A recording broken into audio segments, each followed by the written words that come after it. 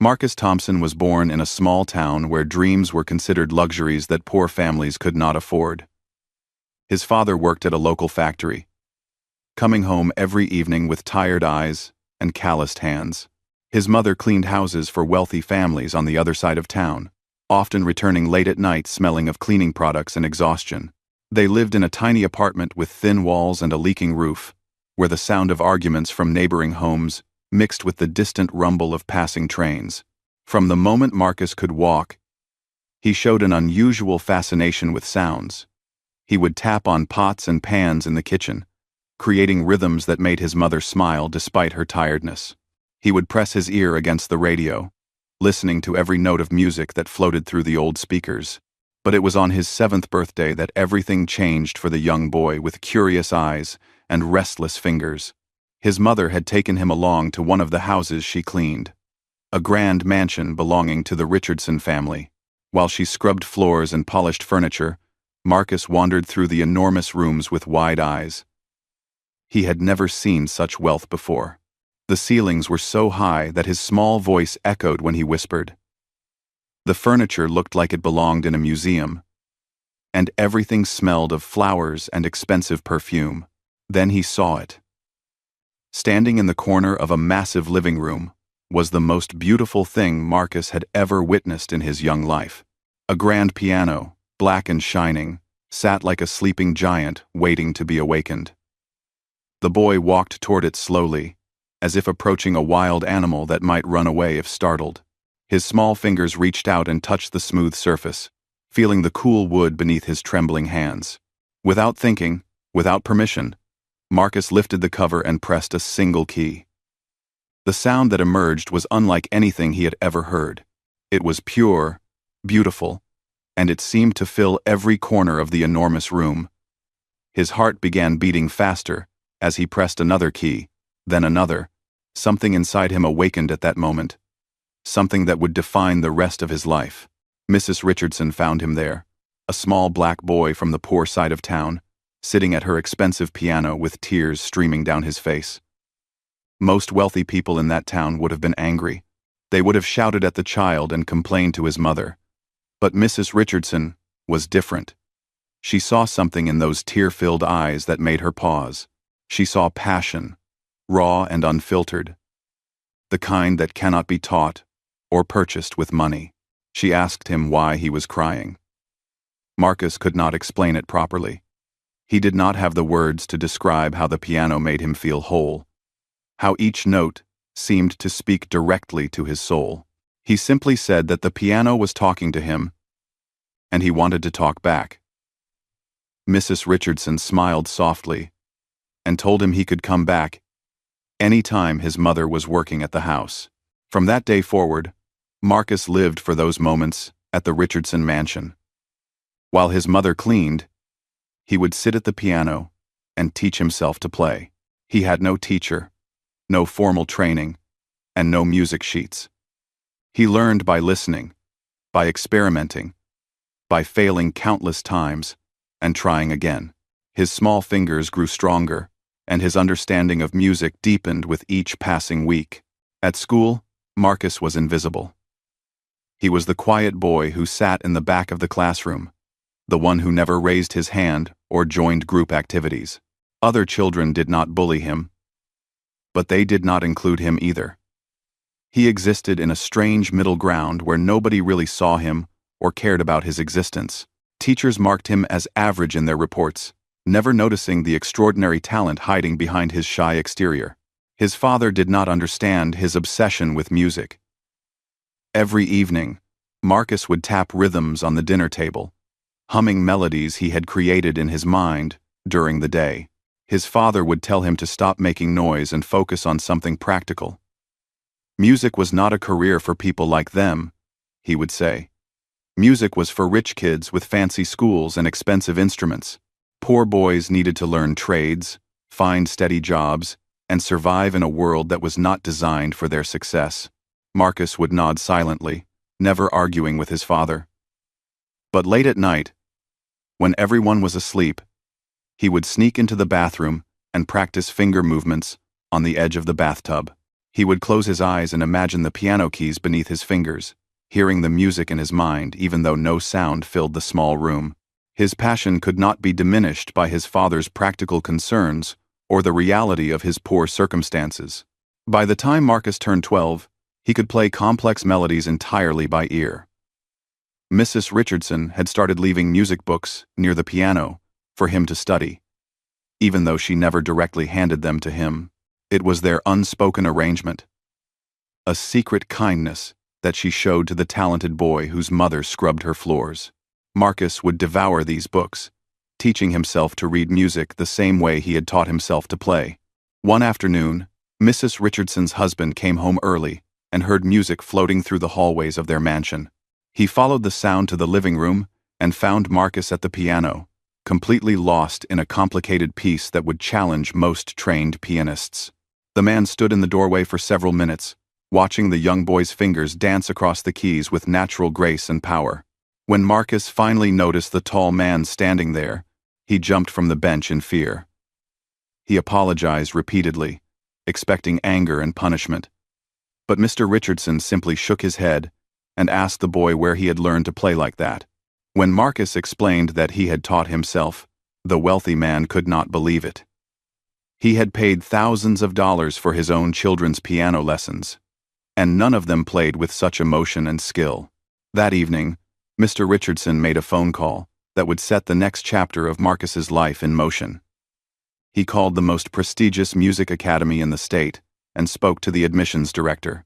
He described the young boy he had heard playing and asked if they would consider giving him an audition.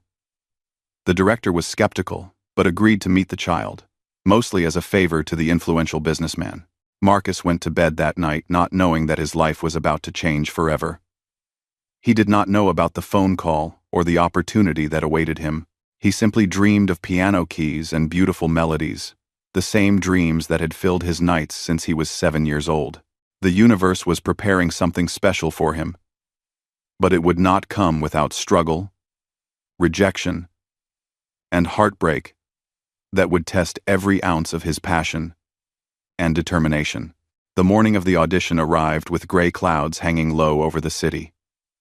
Marcus wore his only decent shirt, a white button-down that his mother had ironed 3 times to remove every wrinkle. His pants were slightly too short, revealing his worn socks and old shoes that had been polished until they shined despite their age. He looked at himself in the cracked mirror of their bathroom and took a deep breath, trying to calm the storm of emotions inside his chest. Mr. Richardson had arranged everything. He had even offered to buy Marcus new clothes for the occasion. But the boy's father had refused. Pride was one of the few things poor people could hold on to without spending money, and Marcus's father held on to his tightly. He told Mr. Richardson that his son would go to the audition as himself, not dressed up like someone he was not. If the music school wanted to judge his boy by his clothes instead of his talent, then it was not the right place for him anyway. The Westbrook Academy of Music stood like a palace at the end of a tree-lined avenue. Marcus had never seen a building so beautiful in his entire life. The walls were made of white stone that seemed to glow even under the cloudy sky. Tall windows reflected the surrounding gardens, and elegant statues of famous composers guarded the entrance like silent sentinels.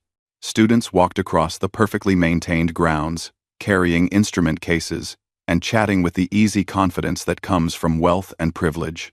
Marcus felt his stomach tighten as he walked through the front doors with his mother by his side. She squeezed his hand gently, her rough palm warm against his nervous fingers. The interior of the academy was even more impressive than the outside. Marble floors stretched in every direction, and the walls were decorated with portraits of distinguished alumni who had gone on to perform in concert halls around the world.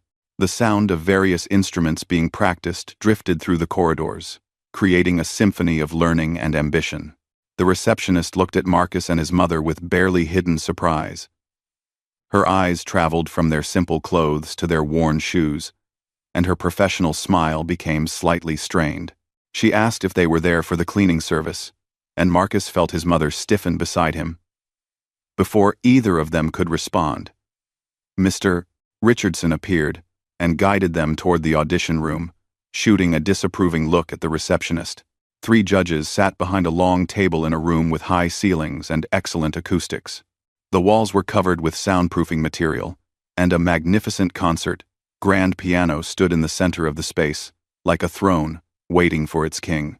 Marcus recognized 2 of the judges from photographs he had seen in music magazines at the library. They were famous educators whose students had won international competitions and performed with major orchestras.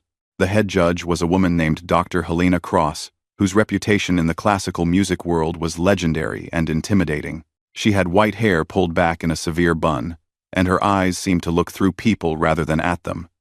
She wore an expression that suggested she had seen 1,000 auditions and been impressed by very few of them. When Marcus entered the room, she looked at him with the same skepticism the receptionist had shown, though she was better at hiding it. Mr. Richardson introduced Marcus and explained his situation. He described finding the boy at his piano and hearing him play pieces that should have been far beyond his abilities. He mentioned that Marcus had no formal training, no music education, and no background in classical performance. The judges exchanged glances that Marcus could not read, though he suspected they were not hopeful. Dr. Cross asked Marcus to approach the piano. Her voice was cold and businesslike, giving no encouragement or warmth. She told him to play whatever he had prepared for the audition. Marcus walked to the instrument slowly, his heart pounding so loudly he was sure everyone in the room could hear it. He sat on the bench and adjusted its height, feeling the smooth keys beneath his fingertips like old friends welcoming him home. He had chosen to play a piece by Chopin, a complicated nocturne that he had learned from one of the books Mrs. Richardson had left for him. He closed his eyes for a moment, blocking out the judgmental stares and the oppressive silence of the room. When he began to play, the world around him disappeared completely. The music flowed from his fingers like water from a mountain spring. Each note was precise, yet filled with emotion that seemed impossible for someone so young. He played not just the notes on the page, but the feelings behind them, the loneliness and longing that Chopin had felt when composing the piece over a century ago. Marcus understood that loneliness intimately. He had lived with it his entire life. When the last note faded into silence, Marcus opened his eyes and looked at the judges. For a brief moment, he saw something in Dr. Cross's eyes that might have been surprise or even admiration, but it vanished quickly, replaced by her usual stern expression. She thanked him for his performance and asked the other judges if they had any questions. The second judge, a man with a gray beard and kind eyes, asked Marcus about his training. When the boy explained that he had taught himself using books and practice at Mrs. Richardson's house, the judge seemed genuinely amazed. He asked technical questions about music theory and composition that Marcus answered as best he could, though his knowledge was incomplete and self-taught. The third judge was younger than the others, perhaps in his 40s, and he had been watching Marcus with intense interest throughout the audition. He asked the boy to play something he had created himself, something original that came from his own mind and heart. Marcus hesitated for a moment, then began to play a melody he had composed in his head during long nights when sleep would not come. This piece was different from the Chopin. It was raw and honest, telling the story of a boy who dreamed of something greater than his circumstances allowed. It spoke of hope and frustration, of talent trapped behind walls of poverty and prejudice. The melody rose and fell like waves on a shore, sometimes gentle and sometimes crashing with barely contained power. When Marcus finished, the room remained silent for what felt like an eternity. Then Dr. Cross cleared her throat and informed him that they would discuss his audition and contact him with their decision. Her voice revealed nothing about what she was thinking. She thanked him for coming and indicated that the audition was over. Marcus and his mother walked out of the academy in silence. The boy felt empty, drained of all the emotion he had poured into his playing. He did not know if he had performed well enough or if his lack of formal training had disqualified him from consideration. His mother wrapped her arm around his shoulders and told him she was proud of him regardless of what happened. 2 weeks passed without any word from the academy.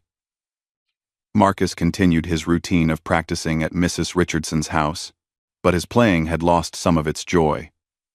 The waiting was torture, filling his mind with doubts and fears that multiplied with each passing day. He began to accept that they would not choose him, that his dream of becoming a real musician would remain just that, a dream. Then the letter arrived. Marcus's hands trembled as he opened the envelope, his mother watching anxiously from across the room. The words on the page seemed to swim before his eyes, refusing to come into focus. When he finally understood what he was reading, the letter fell from his fingers and floated to the floor. The academy had rejected his application. They acknowledged his natural talent, but expressed concerns about his lack of foundational training. They worried that accepting a student without proper background would set him up for failure in their rigorous program. They encouraged him to seek formal instruction and perhaps reapply in a few years when he had developed proper technique. Marcus did not cry. He picked up the letter, folded it carefully, and placed it in his pocket. He told his mother that it was fine, that he had expected this outcome. Then he went to his small room and sat on his bed, staring at the wall until darkness filled the space around him. The rejection hurt more than he had imagined possible, but somewhere deep inside him, a flame of determination still burned. This was not the end of his story. It was only the beginning of a much longer and harder journey. The years that followed the rejection were some of the hardest in Marcus's young life. He graduated from high school with decent grades, but no clear path forward. College was out of the question.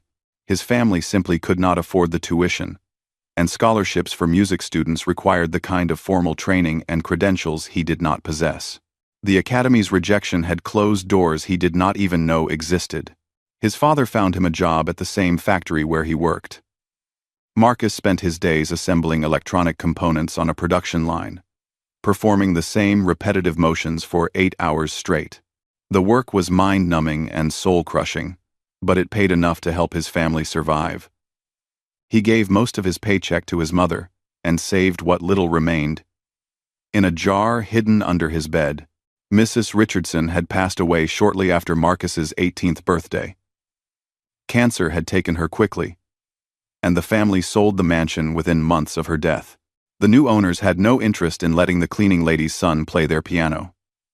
Just like that, Marcus lost his access to the instrument that had shaped his entire identity.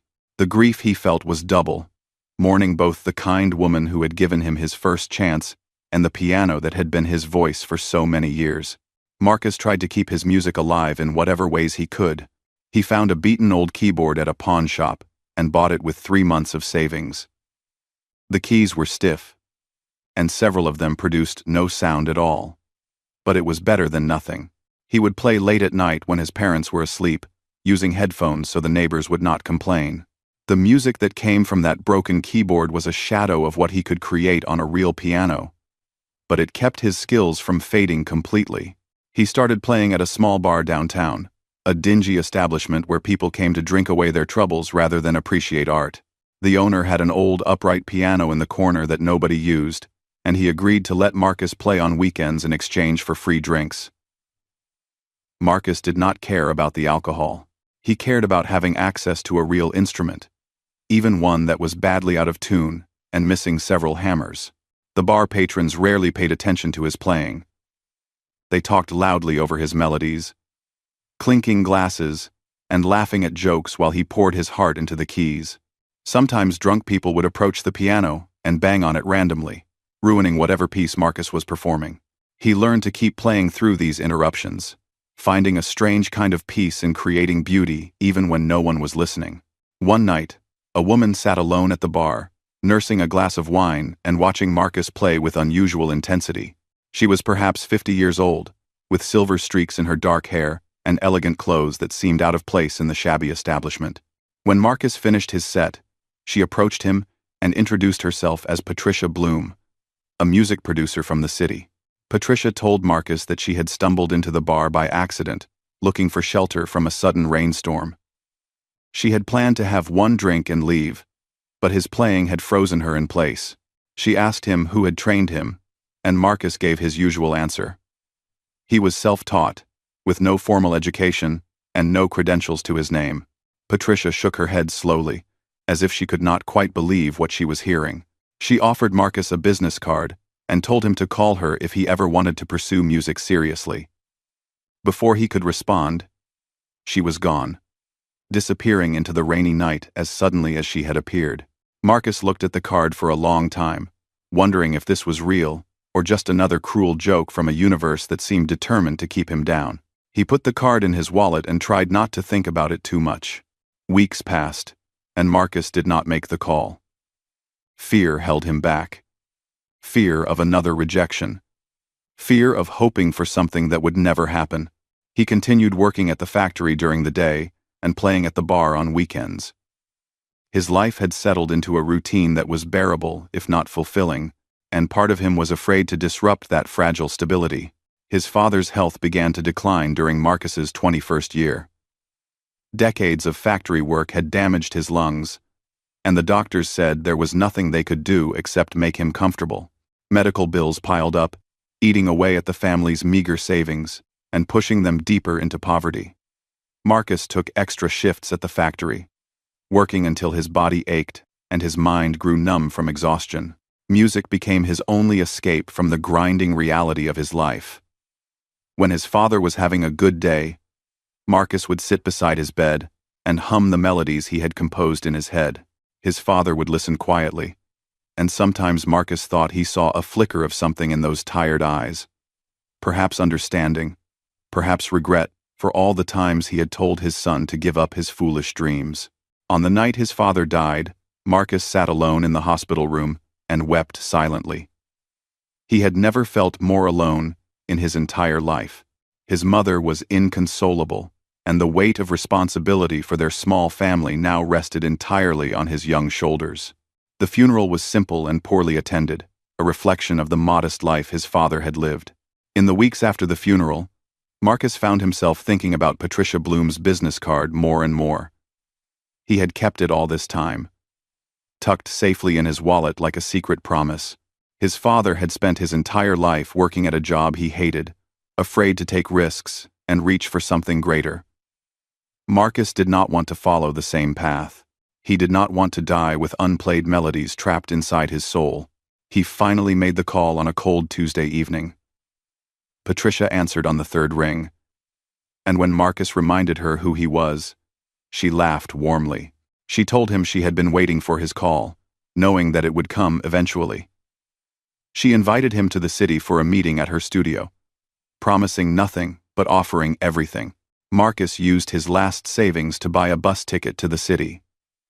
He told his mother he was going to look for better work opportunities, which was not entirely a lie. She hugged him tightly and told him to follow his heart, as if she knew exactly what he was planning.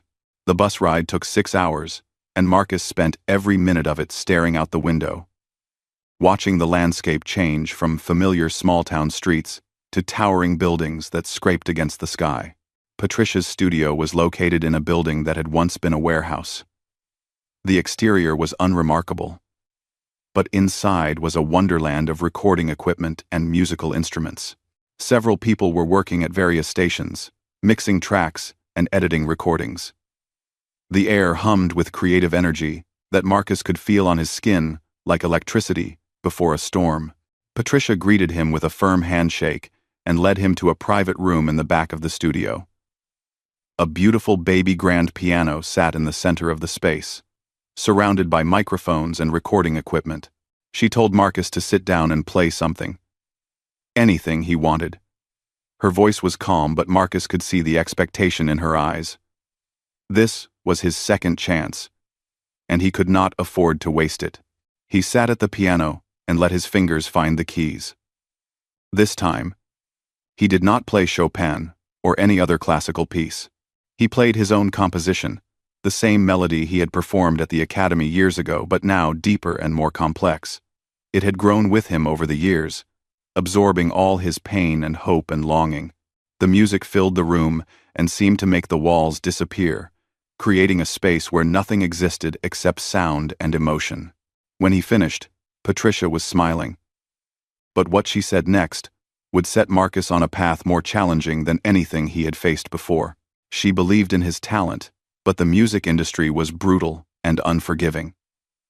Getting noticed would require more than skill. It would require sacrifice, persistence, and the willingness to face rejection after rejection until someone finally listened. She asked him if he was ready for that fight, and Marcus answered, without hesitation. He had been fighting his entire life. He was not about to stop now. Marcus moved to the city with nothing but a small suitcase and a heart full of nervous hope. Patricia helped him find a cheap apartment in a rough neighborhood, where gunshots sometimes echoed through the night. The walls were thin, and the plumbing was unreliable, but there was a small electronic keyboard in the corner that Patricia had left for him.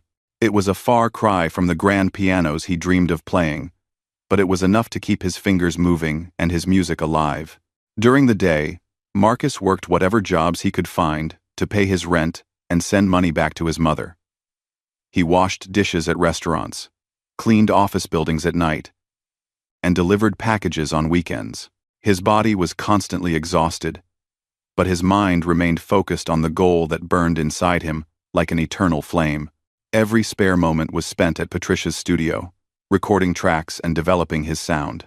Patricia introduced him to the reality of the music business with brutal honesty.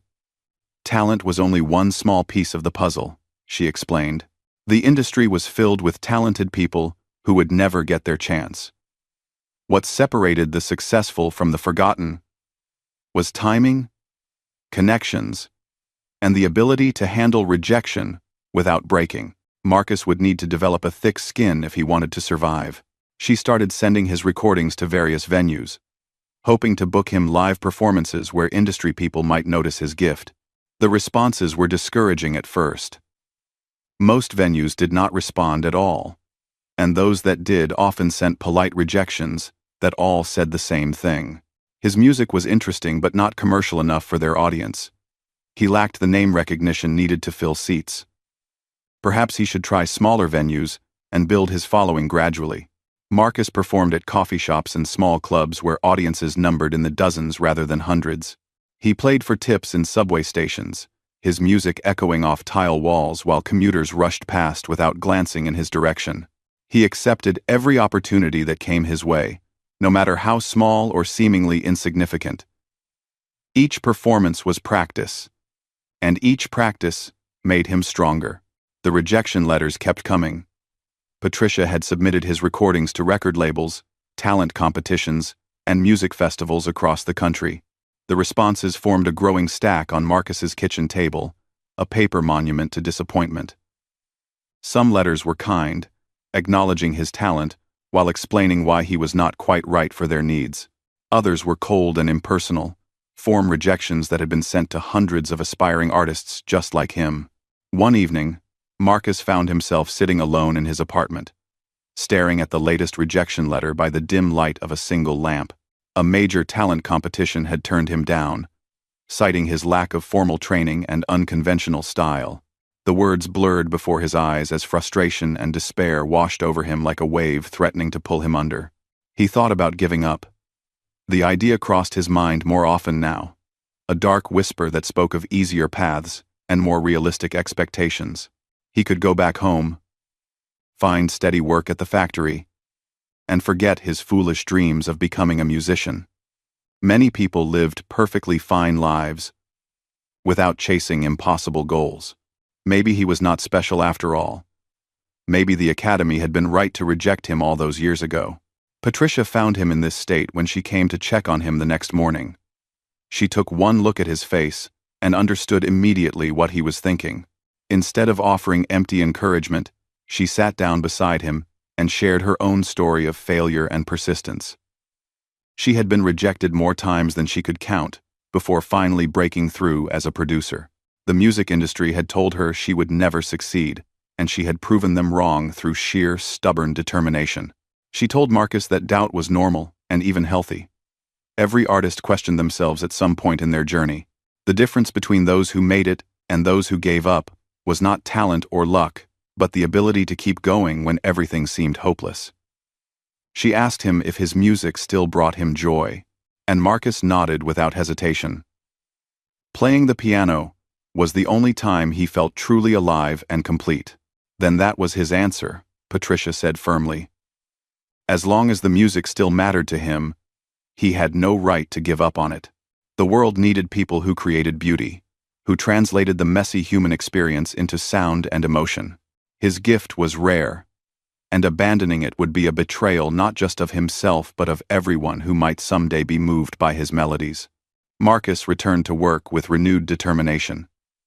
He practiced longer hours and pushed himself to explore new musical territories. He studied the recordings of pianists he admired, analyzing their techniques and incorporating elements into his own style. His compositions became more sophisticated, blending classical influences with modern sensibilities in ways that felt fresh and authentic. A small breakthrough came when a music blogger discovered one of his subway performances through a video someone had posted online. The blogger wrote a glowing review of Marcus's playing, describing him as a raw talent waiting to be discovered. The article spread through social media, attracting attention from music fans who shared the video with their friends and followers. Patricia capitalized on this momentum by booking Marcus at a slightly larger venue, a jazz club in a trendy neighborhood where music critics sometimes came to scout new talent.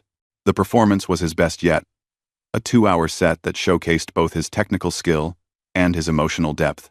The audience response was enthusiastic, with many people staying after the show to speak with him personally. A reporter from a local arts magazine attended that performance and requested an interview. Marcus told his story honestly, describing his childhood discovery of piano at Mrs. Richardson's house, his rejection from the academy, and his years of struggle and persistence. The article portrayed him as an underdog hero, a self-taught musician fighting against a system designed to keep people like him out. The story resonated with readers who had faced similar obstacles in their own lives. Messages of support flooded Patricia's studio, many from people who had never heard Marcus play, but felt inspired by his journey. Record labels that had previously ignored his submissions now expressed tentative interest in meeting with him. The tide seemed to be turning in his favor. But Marcus had been disappointed too many times to celebrate prematurely. He continued working his day jobs and practicing late into the night. He knew that interest was not the same as commitment, and that the music industry was full of stories about artists who had been briefly noticed before fading back into obscurity. If he was going to succeed, he needed to be ready when his moment finally arrived. That moment came in the form of an invitation that landed in Patricia's inbox on an ordinary Wednesday afternoon. The National Piano Competition, one of the most prestigious events in classical music, was looking for unconventional performers to include in their upcoming showcase.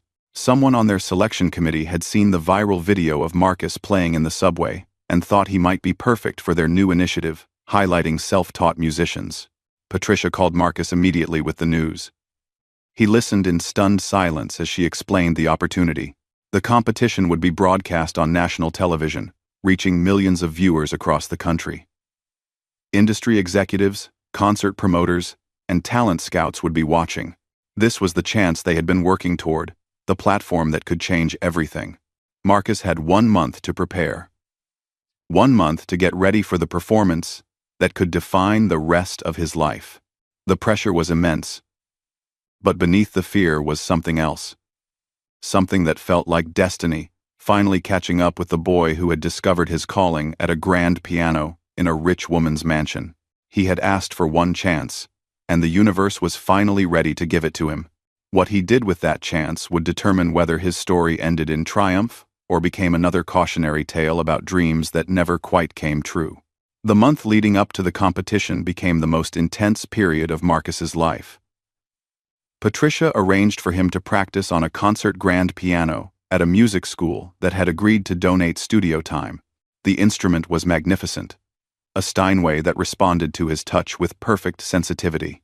After years of playing on damaged keyboards and out-of-tune bar pianos, sitting at this beautiful machine felt like coming home after a long exile. He practiced for 10 hours each day, breaking only for meals that Patricia insisted he eat, and brief periods of rest that his body desperately needed. His fingers ached, and his back screamed from the constant hunching over the keyboard. Blisters formed on his fingertips, popped, and formed again. The physical pain was secondary to his mental focus, which remained locked on the goal of delivering a perfect performance. Patricia hired a retired classical pianist named Professor Edmund Walsh to help Marcus refine his technique. The old man was gruff and demanding, pointing out flaws in Marcus's playing that nobody else had ever noticed. His criticism was relentless and sometimes harsh, but Marcus absorbed every lesson with hungry determination. He understood that Patricia had called in a significant favor to secure this coaching, and he would not waste the opportunity. Professor Walsh was initially skeptical of Marcus's abilities.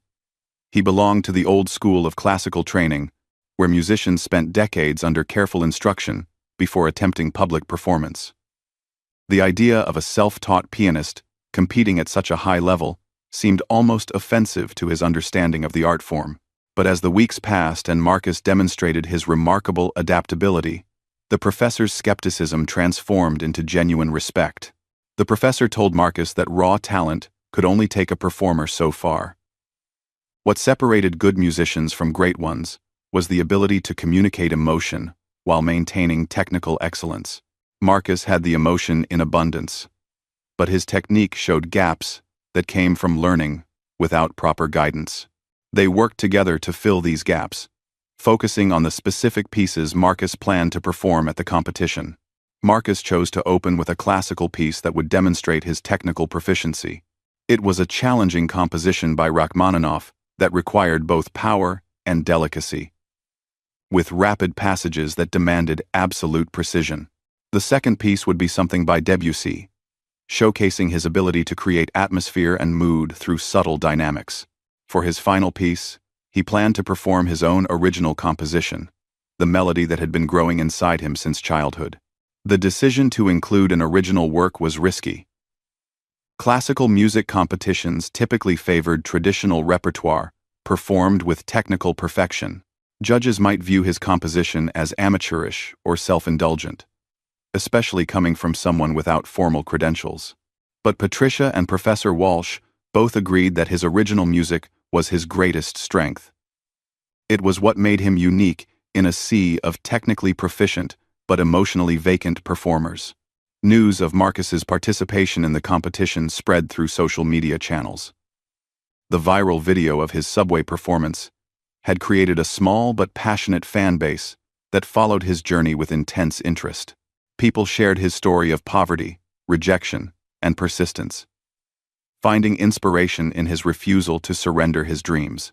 Hashtags about him trended briefly, introducing his name to audiences who had never heard him play. Not everyone was supportive of his sudden rise to prominence. Some in the classical music world resented his inclusion in such a prestigious event. They viewed him as a publicity stunt, a feel-good story that cheapened the achievements of properly trained musicians. Anonymous commenters online attacked his background and questioned whether he truly deserved a spot on such an important stage. The criticism stung, but Marcus had learned long ago not to let other people's opinions determine his worth. A week before the competition, disaster struck. Marcus woke up with searing pain in his right hand, the result of practicing too intensely for too long. The diagnosis was tendinitis, inflammation of the tendons that could sideline a pianist for months if not treated properly. The doctor recommended complete rest, which was impossible given the timing. Marcus had 7 days to heal enough to perform at the highest level of his life. Patricia and Professor Walsh developed a modified practice schedule that minimized strain on his injured hand. Marcus underwent physical therapy twice daily and wore a special brace whenever he was not playing. The pain was constant, a throbbing reminder of how fragile his dreams really were. But stopping was not an option. He had come too far and sacrificed too much to let his body fail him now. His mother called the night before he was scheduled to travel to the competition venue. Her voice was warm with pride and worry, the combination that only mothers can produce. She told him that his father would have been proud, even though he never knew how to show it. She said that watching Marcus pursue his passion had given her hope during the darkest years of their lives. Whatever happened at the competition, she wanted him to know that he had already succeeded in her eyes. Marcus arrived at the competition venue with his hand heavily bandaged and his heart racing with anticipation. The concert hall was enormous, with thousands of seats arranged in sweeping rows before a stage dominated by a gleaming concert grand piano. Backstage, other competitors warmed up in practice rooms, filling the hallways with cascading scales and fragments of famous compositions. Many of them came from prestigious conservatories and had been training for this moment their entire lives. He watched some of his competitors practice and felt a wave of doubt wash over him. Their technique was flawless, honed by years of instruction under world-renowned teachers. Their movements were elegant and precise, the result of thousands of hours of disciplined training. Marcus looked at his own bandaged hand and wondered if he was fooling himself. Perhaps the critics were right. Perhaps he did not belong here. Patricia found him standing alone in a corner of the backstage area, his face pale with anxiety.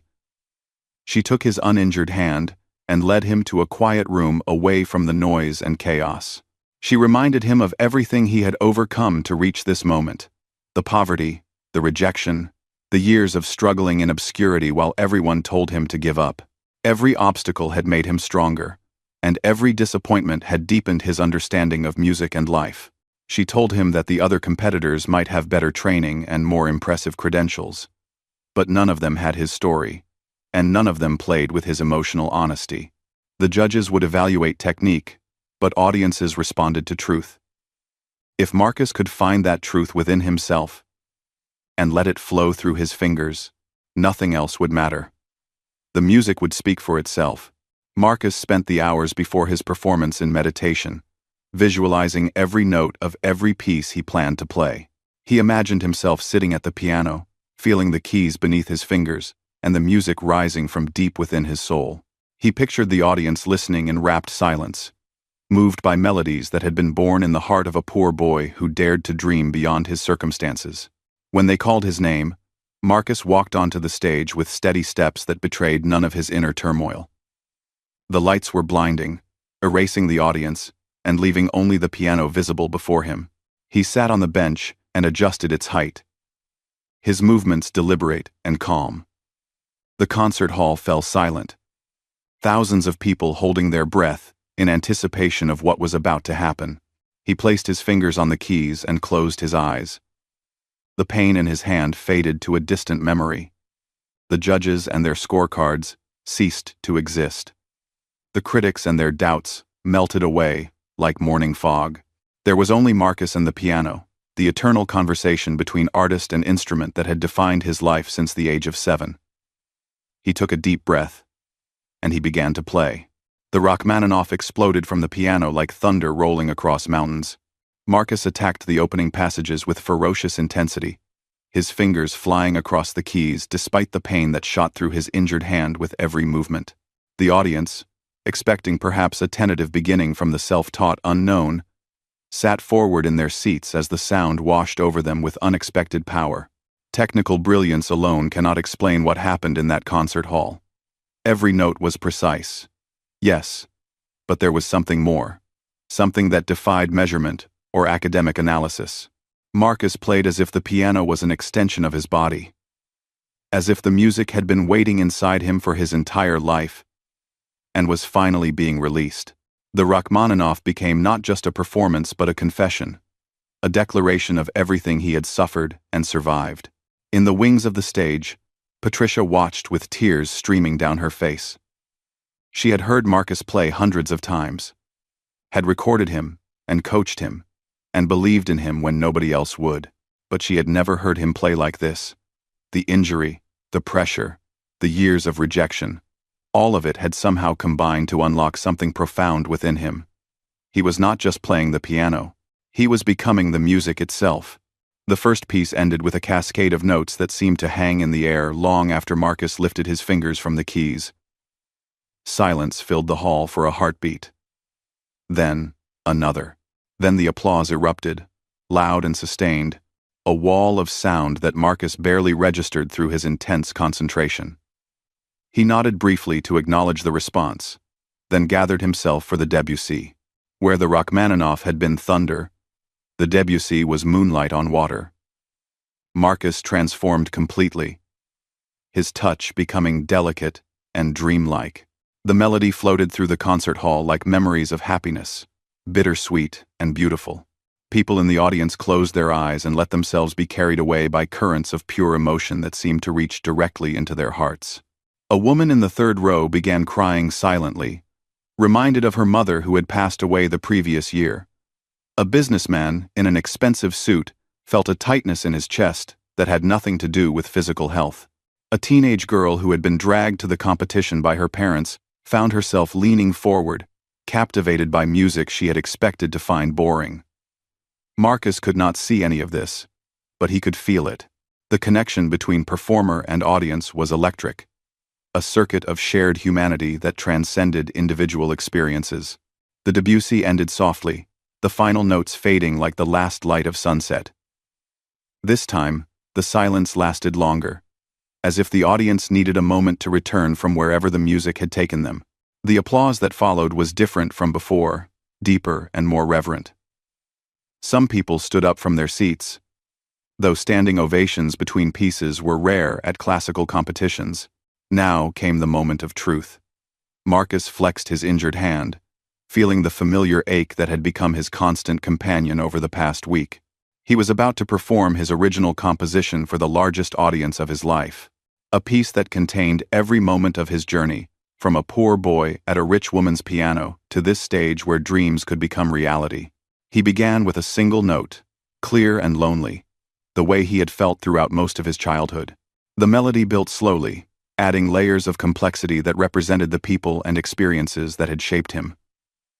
Mrs. Richardson's kindness appeared in gentle harmonies. His father's death echoed in minor chords that resolved into something like acceptance. The rejection from the academy, the years of struggle, the hope that refused to die, all of it wove together into a musical tapestry that told his story without words. The middle section of the piece grew intense and chaotic, reflecting the confusion and doubt he had experienced during his darkest moments. Dissonant chords clashed against each other, threatening to tear the composition apart. But gradually, through sheer force of will expressed in his playing, order emerged from the chaos. The melody returned, stronger and more confident than before, triumphant without being arrogant. The final movement was pure joy, the kind that comes only after great suffering has been overcome. Marcus played with his entire body, swaying with the rhythm and letting the emotion show on his face. He was no longer performing for judges or audiences. He was playing for the 7-year-old boy who had touched a piano for the first time and felt his soul awaken. He was playing for his mother, watching the broadcast at home with tears in her eyes. He was playing for everyone who had ever been told their dreams were impossible. The last chord hung in the air like a promise, rich and full and absolutely perfect. Marcus sat motionless at the piano, his hands still hovering over the keys, unwilling to break the spell. The silence that followed was the most profound of the evening. A collective held breath from thousands of people who had just witnessed something extraordinary. Then the concert hall exploded. The audience rose to their feet as one, their applause building into a roar that shook the walls. People shouted and cheered, abandoning the reserved behavior expected at classical events. Some rushed toward the stage, wanting to be closer to the young man who had moved them so deeply. Security personnel had to form a line to maintain order. Backstage, Patricia was surrounded by journalists and industry executives, demanding to know who this pianist was and how they could contact him. Her phone buzzed constantly with messages from record labels, concert promoters, and television producers. The story of the self-taught musician from poverty was spreading across social media faster than anyone could track, touching millions of people who saw in Marcus a reflection of their own struggles and hopes. The judges deliberated for what felt like hours, though the clock showed less than 30 minutes had passed. When they finally announced their decision, the result surprised no one in the audience. Marcus had won not just the competition but the hearts of everyone who had heard him play. His technical scores were among the highest of the night, silencing critics who had questioned whether a self-taught performer could compete at this level. But it was the special award for artistic expression that meant the most to Marcus. The head judge, presenting the trophy, spoke about the rarity of witnessing true musical genius. She said that in 40 years of evaluating performers, she had never seen anyone communicate emotion with such raw honesty. Technique could be taught, she continued, but what Marcus possessed was a gift that no conservatory could bestow. Standing on that stage, holding the trophy that represented everything he had worked toward, Marcus thought about all the people who had told him no, the academy that had rejected his application, the venues that had refused to book him, the critics who had dismissed him as a publicity stunt. Every closed door had led him to this moment, this vindication of faith and persistence. He spoke briefly to the audience, his voice steady despite the emotions threatening to overwhelm him. He thanked Patricia for believing in him when he had stopped believing in himself. He thanked Professor Walsh for the wisdom that had refined his raw talent. He thanked his mother for the sacrifices that had made everything possible. And he thanked Mrs. Richardson, who could no longer hear him, but whose kindness had started him on this journey so many years ago. The cameras captured every moment, broadcasting his victory to millions of viewers around the world. Among those watching was Dr. Helena Cross, the judge who had overseen his rejection from the Westbrook Academy a decade earlier. She sat in her study, watching the broadcast with an expression that might have been regret, and knew that she had made a terrible mistake all those years ago. The boy she had turned away had become a man who had just proven everyone wrong. The weeks following the competition transformed Marcus's life in ways he could never have imagined. Record labels that had ignored his submissions for years now competed fiercely for his signature. Concert venues that had once rejected him offered premium dates and favorable terms. Magazine covers featured his face alongside headlines, proclaiming him the most exciting new voice in classical music. The boy from poverty had become a global phenomenon. Marcus signed with a respected label that promised artistic freedom and fair compensation. His first album was recorded at a world-class studio in the city, using equipment and engineers that would have seemed like fantasy just months earlier. The recording sessions were intense but joyful, a celebration of everything he had worked toward. When the album was released, it debuted at the top of classical charts and received critical acclaim that surpassed even his most optimistic expectations. Concert tours followed, taking Marcus to stages he had only dreamed of playing. Symphony halls in major cities filled with audiences eager to experience the pianist whose story had inspired millions. He played at venues across the country and eventually around the world, from London to Tokyo to Sydney. Each performance was a gift he gave to audiences who had embraced him with open hearts and unwavering support. The financial success allowed Marcus to move his mother out of the small apartment where she had lived her entire life. He bought her a comfortable house in a safe neighborhood, with a garden where she could grow flowers and a kitchen large enough for the family gatherings she had always wanted to host. She cried when she first saw it, overwhelmed by the reality that her son had made their impossible dreams come true. Marcus never forgot where he came from, or the struggles that had shaped him. He established a foundation to provide musical education to children from disadvantaged backgrounds, determined to ensure that talent would never be wasted simply because of poverty. The foundation funded instruments, lessons, and scholarships for young people who showed promise but lacked resources. Within a few years, it had helped hundreds of aspiring musicians begin their journeys. He returned to his hometown for a special concert, playing at a newly renovated community center that his foundation had helped build. The event was free to attend, and every seat was filled with people from the neighborhood where he had grown up. Many remembered him as the quiet boy who worked at the factory, the one nobody expected to amount to anything special. Now, they watched him perform with tears of pride and amazement. Dr. Helena Cross, the judge who had rejected him from the Westbrook Academy, reached out through professional channels to request a meeting. Marcus agreed, curious about what she might have to say after all these years. They met in her office at the academy, surrounded by photographs and awards that documented her distinguished career in music education. She apologized directly and without excuse for the decision that had closed doors in his face during such a vulnerable time of his life. She explained that she had followed protocol and conventional wisdom, never imagining that a self-taught student could achieve what Marcus had accomplished. His success had challenged everything she thought she knew about musical training and talent development. She asked if there was anything she could do to make amends.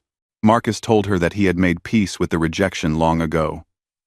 It had hurt terribly at the time, but the pain had pushed him to work harder and believe in himself more fiercely.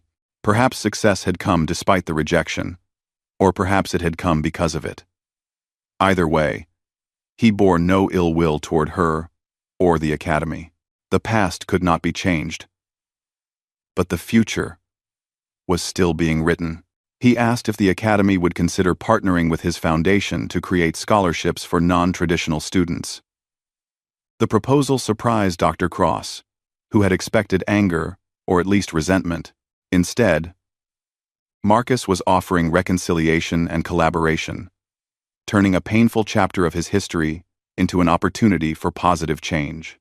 She agreed immediately, and the partnership became one of the Foundation's most successful initiatives. Marcus continued to evolve as an artist, exploring new musical territories while maintaining the emotional honesty that defined his playing. He collaborated with musicians from different genres, finding common ground between classical traditions and contemporary styles. His second album incorporated elements of jazz and world music, earning both commercial success and critical praise for its innovative approach. The accolades accumulated over the following years: major awards in classical music, honorary degrees from prestigious institutions, invitations to perform at events attended by world leaders and cultural icons. Marcus accepted these honors gracefully while remaining grounded in the values his mother had instilled in him. Fame and wealth were pleasant byproducts of doing what he loved, not goals in themselves. He found love unexpectedly, meeting a cellist named Sarah at a charity concert where they both performed. Their connection was immediate and deep, built on shared passion for music and similar experiences of overcoming obstacles to pursue their dreams. They married in a small ceremony attended by family and close friends, with Marcus composing a new piece specifically for the occasion. The composition he played at his wedding became perhaps his most beloved work, a meditation on love and gratitude that seemed to capture everything beautiful about the human heart. It was later recorded and released as a single, becoming a popular choice for weddings around the world. Every time someone walked down an aisle to his music, Marcus felt connected to the universal experiences of joy and hope that made life meaningful. Years passed, and Marcus's reputation grew into legend. He became known not just for his playing, but for his generosity and commitment to helping others discover their potential.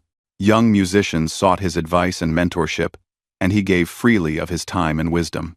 He remembered what it felt like to have no guidance and no connections, and he was determined to be the mentor he had never had. On the 20th anniversary of his competition victory, a documentary was released chronicling his journey from poverty to prominence. The film included interviews with Patricia, Professor Walsh, his mother, and many others who had played roles in his story. Footage of his early performances was contrasted with recent concerts, showing his growth as an artist while highlighting the consistent emotional truth that had always characterized his playing. The documentary ended with Marcus returning to the spot where Mrs. Richardson's mansion had once stood. A modern apartment complex now occupied the land, erasing all physical traces of the grand house and the piano where his journey had begun. He stood on the sidewalk, remembering the day he had first touched those keys as a 7-year-old boy with no idea what lay ahead. A reporter asked him what advice he would give to young people facing similar obstacles. Marcus thought for a moment before responding. He said that talent means nothing without persistence, and persistence means nothing without faith. The world would always have doubters and gatekeepers who told dreamers their goals were impossible. The only response was to keep playing, keep creating, keep believing in the music that lived inside every human heart. He looked directly into the camera and spoke to everyone watching who had ever been told they were not good enough. He told them that rejection was not the end of their story but merely a chapter in a longer journey.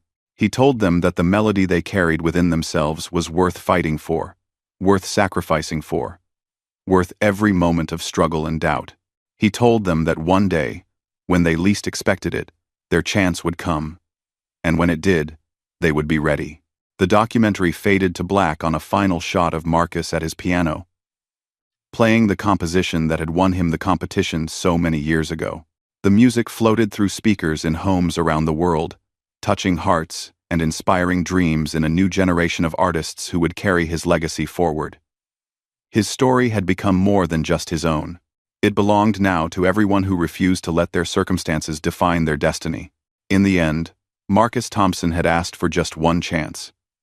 They had all denied him, again and again, until his piano melody silenced every doubter and proved that the greatest music comes not from privilege or training, but from the unbreakable human spirit that refuses to stop singing.